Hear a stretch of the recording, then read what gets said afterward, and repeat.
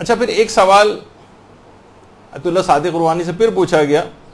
کہ آخر یہ کیا اب تک 313 کا عدد پورا نہیں ہوا؟ بہت سے لوگ کہتے ہیں بھائی ہمارا تو اس عمل اس قابل ہے نہیں کہ ہم 313 میں شامل ہو سکیں. تو اتنے ہزار سال سے زائد گزر گئے ہیں, اتنے علماء مجتہدین مراجع آئے ہیں, فوراً لوگ اس چیز کو ان کے خلاف بھی پیش کرتے ہیں کہ اب تک یہ 313 کا عدد پورا نہیں ہوا ہے.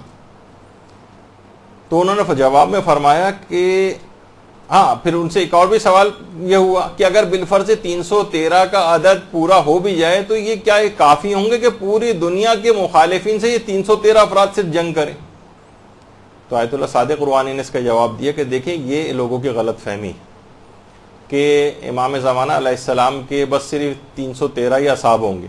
فرمایا یہ اولین گروہ کی طرف اشارہ ہے, جو امام کی صرف پہلی آواز کے اوپر جو افراد پہنچیں گے وہ انتہائی خاص الخاص افراد ہوں گے, وہ اولین گروہ ہے, اور اس کے بعد روزانہ کی بنیاد پر اس میں بتدریج اضافہ ہوتا چلا جائے گا. تو آپ کو کوشش کرنی چاہیے کہ چلیں, آپ کو یہ ہے نا کہ پہلے دن والے جو پہنچنے والے 313 افراد ہیں ان میں اگر آپ کا شمار نہیں ہو رہا ہے تو اس کے اگلے دن والے میں شمار ہو جائیے, اس سے پرسوں والے اگلے جو دن آئے گا اس میں شمار ہو جائیے, اس کے ایک ہفتے بعد والے میں شمار ہو جائیے. یہ مسلسل بڑھتا چلا جائے گا. 313 افراد تو وہ جرنیل ہیں جو امام زمانہ کی فوج کے کلاس سے سپہ سالار ہیں, اس میں اگر کوئی شخص شامل نہیں ہو سکے تو کوئی بات نہیں, امام زمانہ کو اس کے بعد اور بھی بہت سارے افراد کی ضرورت پیش آئی ہے, آپ اس میں شامل ہو جائیے. لیکن یہ اولین گروہ کا تذکرہ ہے, فقط یہ نہیں کہ منحصر ہو گیا یہ عدد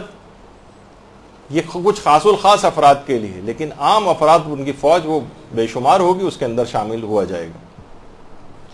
دیکھیے لوگ وہ جیسے اس سے پہلے بات ہو رہی تھی کہ وہ سوچتے ہیں کہ جب امام زمانہ علیہ السلام آئیں گے تو ٹھیک ہے اس وقت ہم عمل صالح اور نیک بن جائیں گے. اعمال صالحہ کے ساتھ انتظار کرنے کا فائدہ ہے, اور اگر اعمال صالحہ کا انتظار کرتے ہوئے کوشش کریں کہ اس دنیا سے رخصت ہو, انتظار کریں نیک بننے کے ساتھ.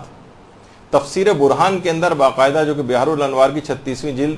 میں بھی یہ روایت موجود ہے, تفسیر برہان میں بھی, کہ ہمارے چھٹے امام امام جعفر صادق علیہ الصلوۃ والسلام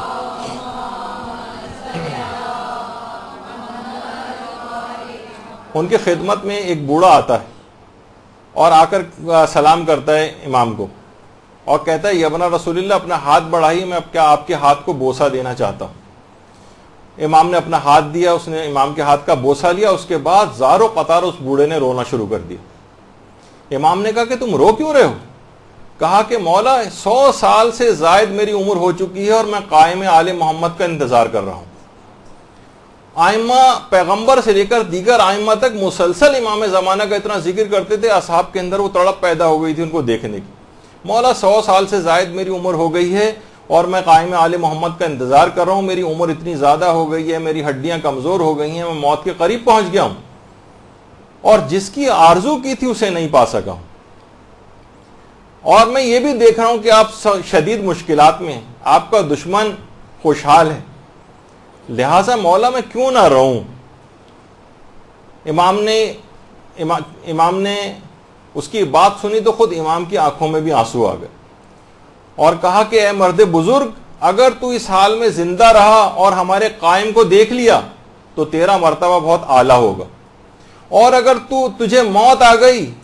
تو روز قیامت تو رسول خدا کے ساتھ محشور ہوگا. اللہم صلی علی محمد.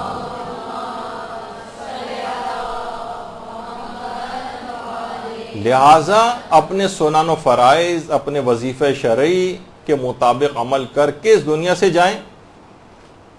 اگر امام زمانہ علیہ السلام نے خدا کے اذن سے ظہور کیا تو انشاءاللہ ان کا دیدار نصیب ہوگا,